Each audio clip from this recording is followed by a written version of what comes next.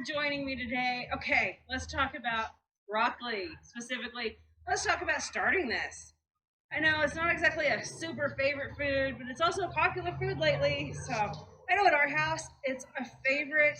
The guys like it steamed or baked with cheese on it. They love it. I love it fresh, dipped in a little bit of ranch dressing. Or you know what? Roasted with some butter and garlic. Oh, so good. So before we can eat it, we have to grow it, right? So let's get started. The seeds of broccoli are so tiny. They're like the size of an end of a pencil. Just little round balls. So I have my handy dandy stick here, my seedling stick. And all this is like one of those wood skewers that you can get for barbecuing and stuff for like kebabs. That's all it is, and I just love it. These guys, they get planted at about a quarter-inch deep, which works out to be right where the point of this starts to go straight. Now, when you're planting seeds, you want to go 2 to 3 times the depth of the seed for most seeds. It's not true for all seeds, but it is true for broccoli. I have here a whole tray of different things I've been planting today, but I've got 2 pony packs. So this is a pony pack. It's a tray it's a pack with 4 cells in it. I got 2 of them left, and I'm going to plant my broccoli in these. Now, I could just plant one in the middle and call it good, but because broccoli is kind of a favorite here, we use it a lot. And I know that for our family, we're probably going to need 35 to 50 plants this year. I'm going to go ahead and put a hole in 2 different sides of the cell in these. So instead of having 4 plants per pony pack, I will have 8. I'm just going to make those in there like that. And I'm going to grab my seeds. They are super duper tiny if you can see them. They're just little guys. See if I can keep from losing them. And I'm just going to plop them into the hole. Now this soil is moist. I have already got it wet and moistened before I started this. And I made sure it was fully moist by taking my finger and kind of moving away the topsoil and looking for any that was dry. If I had soil that stuck to my finger that was dry, then I knew that I needed to get it a little bit more wet. I am watering with just plain water. There's nothing special about it. It's just plain, right out of the tap. If you live in the city, maybe you want to get water that doesn't have a whole bunch of treatment. We're on a well, so we don't have to worry about that. Now, when these guys are growing, before they germinate, and before I see leaves, I just water from my 1-gallon sprayer. It's got this handy dandy wand, and I love this because it doesn't wash my seeds all over the place. Doesn't, go crazy and disturb the soil. Sometimes you can have that happen. Once they emerge, that is when I make my special mix for my seedlings. So I have a gallon milk jug, and in that gallon milk jug, I steep in hot water 2 bags of just plain chamomile tea. Nothing special about it, just plain chamomile tea. And 2 tablespoons of Epsom salt, 2 tablespoons of fish emulsion, and 2 tablespoons of kelp. The chamomile is to help prevent stem rot, which is very easy to get on your seedlings. It's one of the #1 killer of seedlings is stem rot. Once you have stem rot, you pretty much need to start over because that seedling is pretty much done toast. You're no going forward. So to help prevent that, chamomile tea.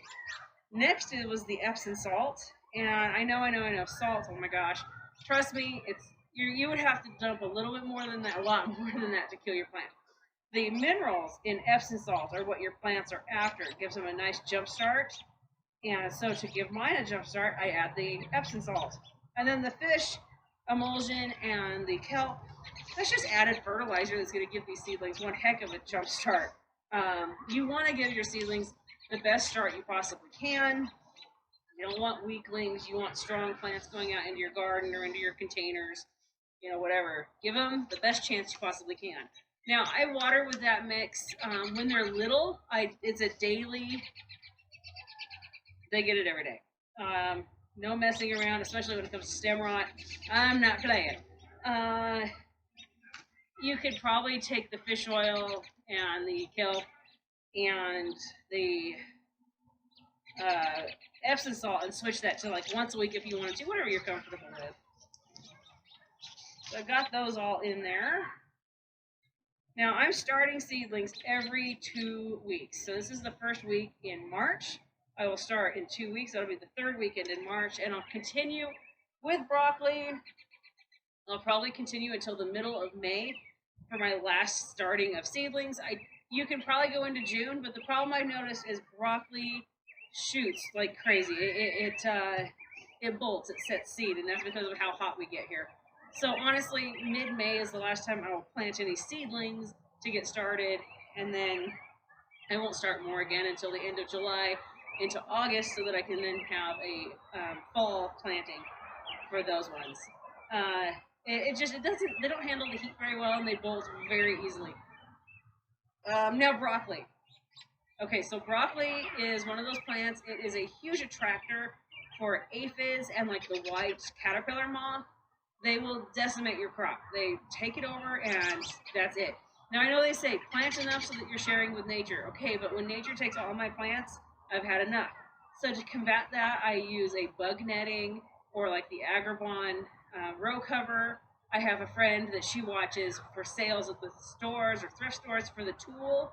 It's like a netted fabric, and she uses that to protect them. So anything you can do to protect your crop, because oh my gosh, the bugs will love you for it. They think you planted them their own personal buffet. So you don't want to be sharing like crazy with that. Okay, so last thing we got to do is label our plants. I've been using popsicle sticks. There's also the handy dandy plastic ones, whatever you want to use. My only tip is when you're using labels, no matter if it's the plastic gizmos or if it's the popsicle sticks, don't use a marker and don't use a pen. Both of them end up running or fading, and then you are like, what did I plant in there again? Yeah, so just don't do it. I always stick with the tried and true number 2 pencil, and I really can't say always because I'm speaking from experience on they don't use a marker or a pen. Now, I prefer the popsicle sticks. They're biodegradable. I just prefer them, but I do have some of the little plastic plant ones. But these ones I prefer. Yeah, these ones do discolor. They'll soak up the moisture and stuff, and they'll discolor a little bit from use. But for the most part, you can really still read what you got. And when in doubt, write on both sides. So I'm going to get these labeled. But one other tip I wanted to share with you guys is keep a journal. Keep yourself on a calendar. Write down the date, what you planted, how many seeds you planted, and then when they germinate, keep a journal of, did they all germinate? What was your germination rate? Did they survive germination? Did you deal with stem rot? All these different things. When you plant them in the garden, did they grow well? Like this particular broccoli variety, it's the green sprouting calabrese. This one has been a go-getter on our place here for years. This one never fails. It'll sprout. It'll have this gorgeous one head that'll set. You'll take that one off, but then it proceeds to produce more side shoots. And honestly, some of them get pretty darn big, almost as big as the main head it had produced. So this one is just always, I keep it and will regrow again. Last year I tried to have some seeds saved, and then the aphids ended up getting underneath my thing, my cover, when some wind came through, and they decimated my plant.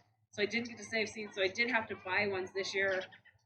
These are organic. They're from Fairy Morse, but this one I know I can save seeds from it. So hopefully, barring any issues this year, I can save seeds again. But yes, that's pretty much it, I think. So anyway, if you like this video, hit that thumbs up or thumbs down, whatever you want to do.